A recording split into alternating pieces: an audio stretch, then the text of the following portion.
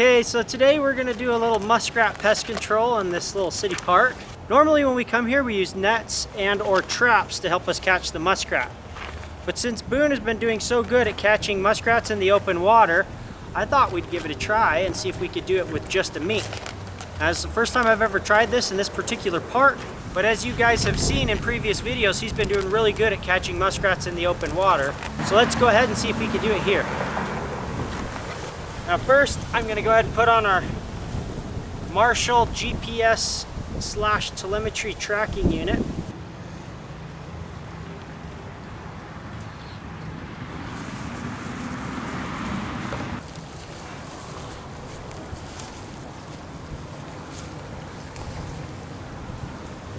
Look at the green grass going in that hole. There's one in there. So watch, it'll probably pop out over here. But I mean, keep an eye on everything. Yeah. But it's probably gonna pop out right here. A few moments later. I love that you can just do this in town. Me too. Most every other hunting pursuit, you gotta get out of town, you gotta whatever, and especially living in the city like me.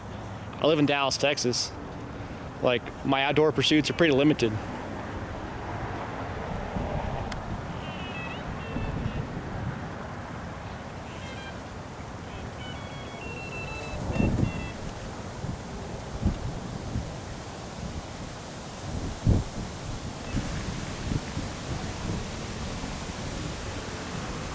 Right here, he's got one. Awesome. Oh, you hear that? Yep, he came out. Yes. So I think there's a dead one right here. I mean, I could be wrong if he's having a standoff or something. He's just kind of looking at the hole. You can, I guess you can see him from there, huh? Yeah, there's a possibility he's having a standoff or something else, but the way he's acting, I think he might have been having a standoff rather than killing him. Because he's not acting Too like tired? he's killed something. Yeah.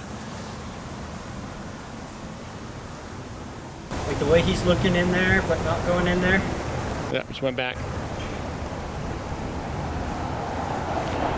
He'd be a little more physically tired if he had... No, just his body language would be different. Okay. Oh, here he's chasing one. He's chasing one. Oh, he's on her butt. Good job, Boone. Get him. Oh, she's coming back. Here, here, here, here, here. Here, here, here, here, here.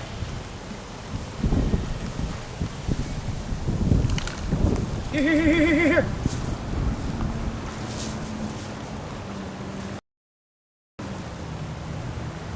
Did she get past him? She got past him. Yep, yep, past him. Here, here, here, here, here. Boone, here, here, here, here. Here, here, here, here, here. I need rocks to throw at her. Show him where he's at.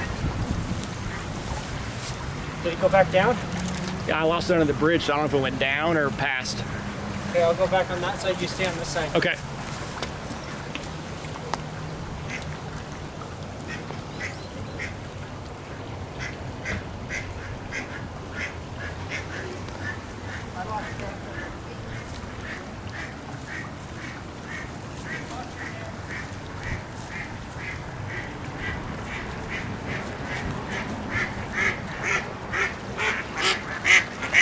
I don't know if she turned or if she's still hiding over there.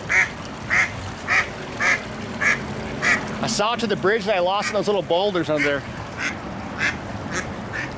I should have stayed here and let you watch there. Oh, here it is. Here, here, here, here. Boone. Here, here, here, here.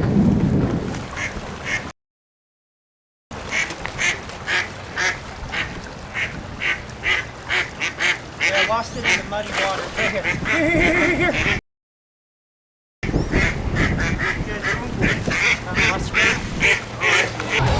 Here comes the ready and now. Here comes the boys from the south. Here comes the Oh, he got it, he got it, he got it. Good job, Boone.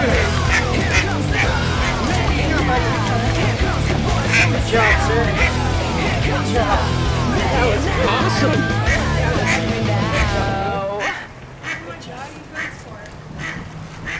That was perfect.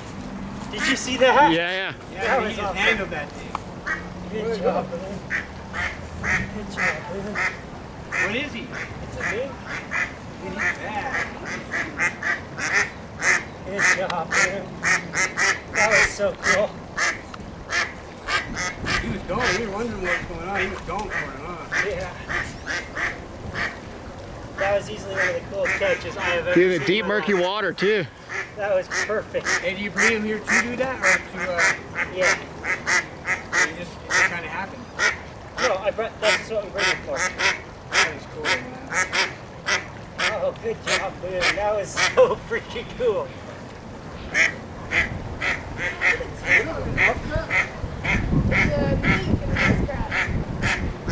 And the ducks didn't distract him, not that I saw. I know, not at all. He did a perfect job. Yeah, he handled that, dude. He handled that. Wow. That was cool. Oh, we got here at the perfect time. Yeah, you guys are lucky.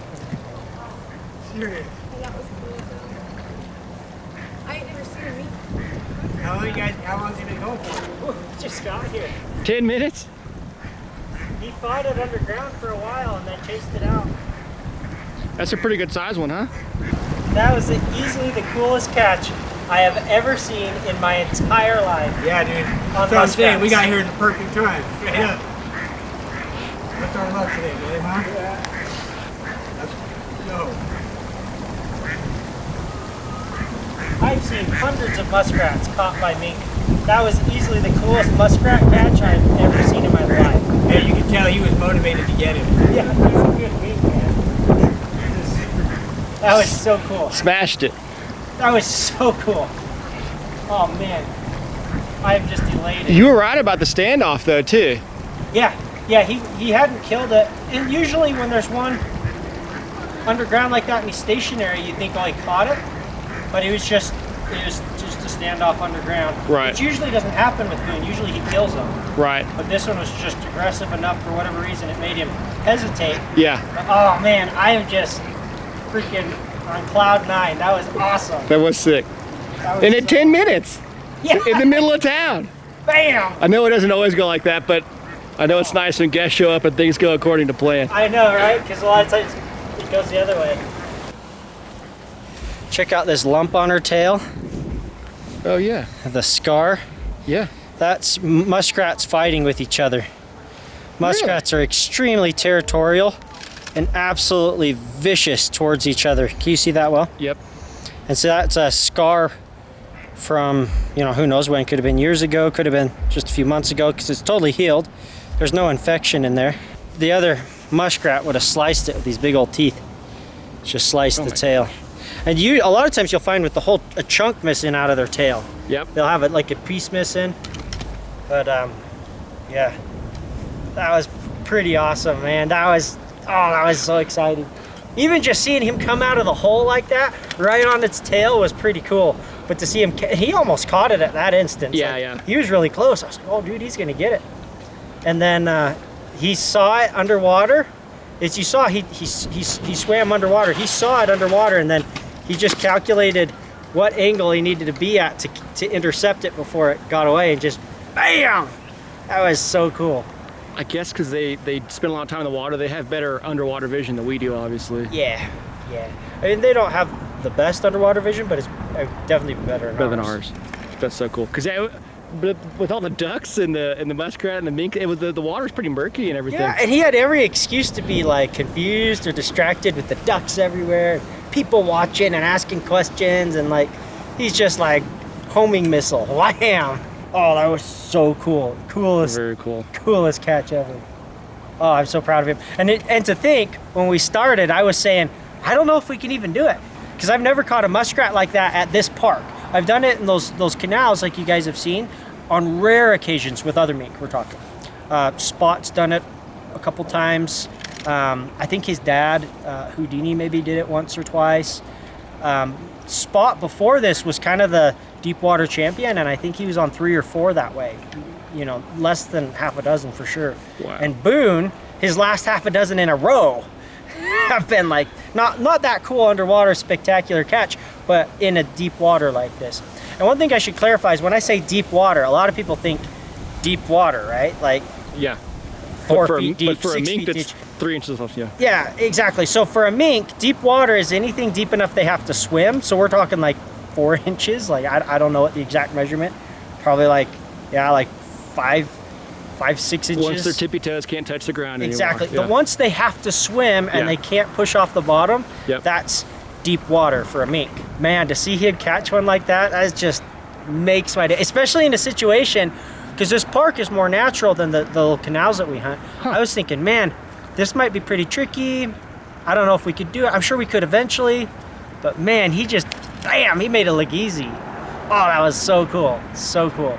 So, anyone who's curious, why are we catching them here? I know a lot of times people wonder that. You know, I understand why you catch barn rats. Why are you catching muskrats in this little natural stream? So this is a park, a little city park, and they have these muskrats digging in the banks of the stream, and that causes erosion. People walk along. It's actually a risk to the public as well. People walk along the bank, and the den underneath will collapse, and they'll twist their ankle or break their leg or fall in the water. So it's a liability to the city to have those basically landmines all along the shore, just waiting for someone to fall in the collapse the den and twist their ankle. Not to mention the erosion and the unsightly mess it makes. And so they've actually been paying me for years. This is actually the first client I ever got in pest control with my mink is here at this park. So I think it's been since 2000. I don't even remember, 13, something like that. 2012, 13.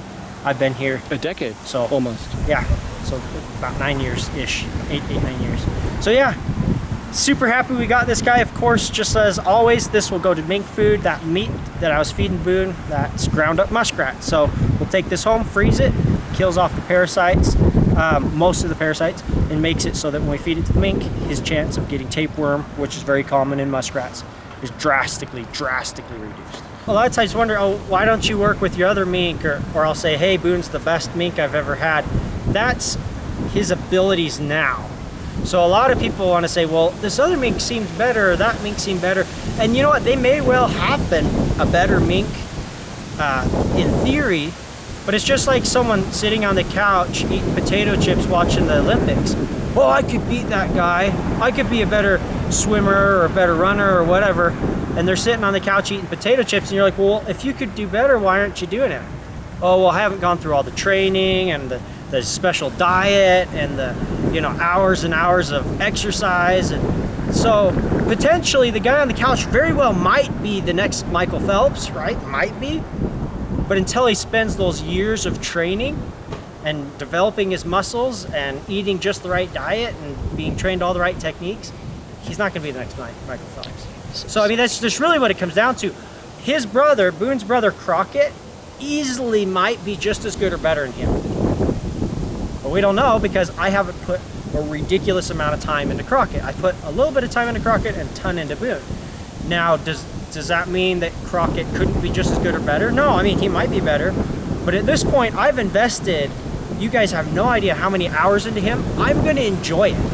I'm not going to move on to Crockett and be like, well, let's see if Crockett do just as good. No. I want to enjoy this. I want to enjoy the fruits of my labor. I've been putting in so many hours into this mink, teaching him how to communicate with me, getting him fit, getting in his brain, understanding where muskrats are likely to be and where they're going to go. And, you know, all of this stuff, I want to enjoy it. So that's why everyone asks, well, why are you always hunting with Boone? I'm just enjoying myself.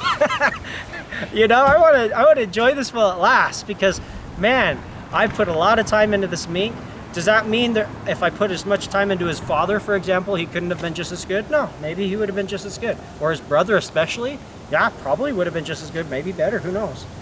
But I put all this time into Boone. I'm going to reap the rewards of my labors and have an enjoyable time getting out hunting and seeing the fruits of my labors have such amazing success that I've never seen. But you guys have to realize, I started this back in 2008. And now in 2022, isn't that the year we're in, right? Yes. To make sure I'm saying it right here. Here we are in 2022.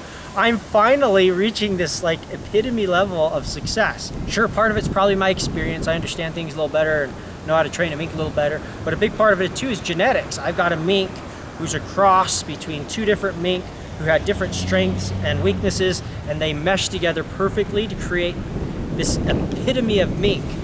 You may ask, so what if something happens to Boone and I switch to Crockett?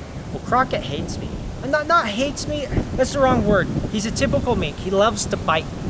So rather than saying he hates me, because that's not really true, he likes me. He knows I give him food. He thinks I'm a cool guy. I'm really fun to bite.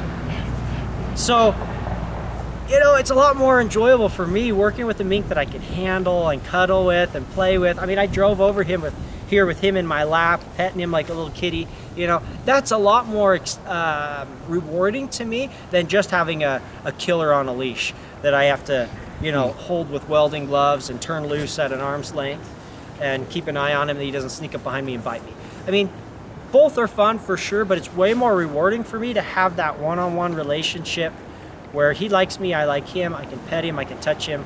And then you've got the pure convenience that I can put those tracking collars on him. See, Crockett, if I was out here doing this with Crockett, I couldn't have a tracking collar on him.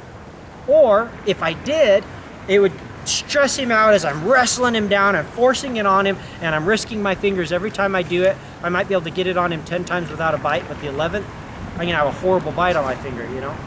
And regardless of my pain, it's stressful to him every time you force him down and wrestle him and force him to put this collar on. Doing that every single day, dude, it's a great way to ruin a already sour relationship between me and Crockett and me and every mink I own. That's just how mink are. Mink aren't like dogs where you just, oh yeah, you pat them on the head once a day and they love you. No, mink, you've got to put hours and hours and hours into them to get them to just put up with you, let alone love you. The way Boone and I feel towards each other, that takes a lot of time, and it's something you can't create. That love, you can create a mink that puts up with you at any age. You could get a 4-year-old mink and teach it to put up with you and not bite you as often, right? But to get one that actually likes you, you have to start when they're at a specific developmental stage, right about the time when they wean off of their mom. So just before weaning. And you gotta put hours and hours and hours into that animal right at that age, about 5 weeks old, clear until they're like 4 or 5 months old. And if you don't put the investment in during that crucial 5 weeks to 5 month period, you will never create that bond with the mink, ever. And if you put the time in for, let's say, 3 weeks, from 5 weeks to 8 weeks old, and then you give up, dude, they're gonna just turn mean. And that's really what happened to Crockett, because Crockett actually had the same amount of time put into him until about 7 weeks old. I decided, well, I gotta pick one of these two brothers. I don't have time to invest in both of them. I'm gonna pick Boone. And so Crockett got sour, and now he loves to bite me, right? So yeah, it's amazing. I am just thrilled. You guys have no idea. But yeah, anyway, thanks for watching, guys. We'll show you more next time. Now, I'm sure you guys are familiar with YouTube's censorship. They've got some serious censorship issues going on in YouTube, and their policies are constantly changing.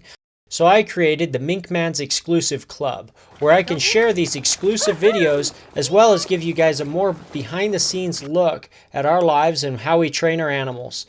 In YouTube, you guys see 1 or 2 videos a week, whereas I'm typically posting anywhere from 3 to 6 videos a week on my Mink Man's Exclusive Club. Now, this club is more than just videos. People can ask me questions directly. They could even send me private messages. I can also share interesting stories that maybe I didn't capture on video. I can share interesting statistics on my different mink or dogs, and really just give you guys an inside look on what we do and on my animals' lives. I really appreciate you following me here on YouTube, but if you want to get a behind-the-scenes look and be able to watch these exclusive videos that YouTube censors out, you'll need to join us on Mink Man's Exclusive Club.